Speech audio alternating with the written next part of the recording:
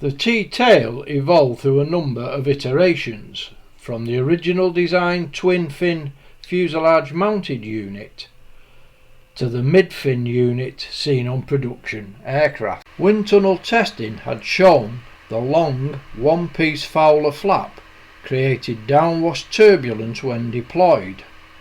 This in itself rendered the original low-mounted elevator ineffective. The resulting T-tail configuration created a complex structure that required the control elements to run vertical through the fin, necessitating numerous pivots, pulleys and rollers to affect the control surface movement.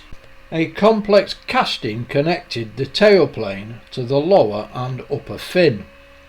The front of the casting provided the foundation for the one-piece 13'6" tailplane spar.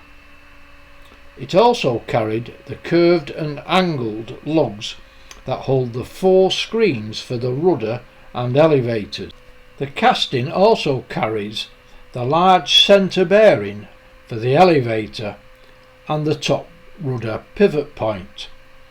The castings also house the cable drum and operating mechanism for the elevator trimming gear. To resist the dynamic forces, the T-tail is a very large stiff structure. While the tailplane is of conventional construction, incorporating spars and ribs, it was an advanced design being of all aluminium construction. It also utilised freeze designs for both rudder and elevator. 18 flange ribs form the aerodynamic profile, supported between the spar and elevator screen. The spar is of a twin boom and shear web construction. The curved elevator screen sits deep inside the skin, which provides the mask for the elevator nose. Conventional flange ribs form the structure for the triangular profile leading edge. Rib 6 of the tailplane extend through the elevator screen.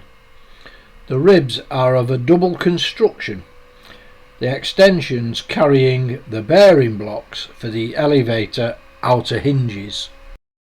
The leading edge of the tailplane is supported by 16 flanged ribs. The 2 centre ribs also form the intersection of the fin and the tailplane. It's manufactured from curved ribs and a bulkhead.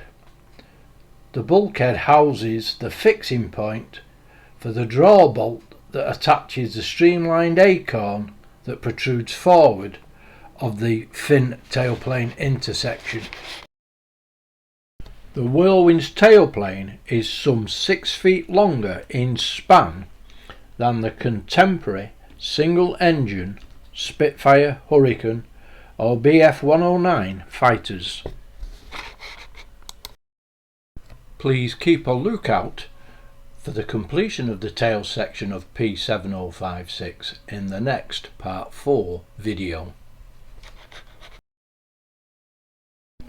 The Whirlwind Fighter Project is a not-for-profit charity dedicated to the reconstruction of this iconic World War II fighter. If you feel you could assist in helping to fund the project or to become a member, please visit our website for details. Also, please visit our partner in the project and home to Whirlwind P7056, the Kent Battle of Britain Museum Trust at Hawkinge.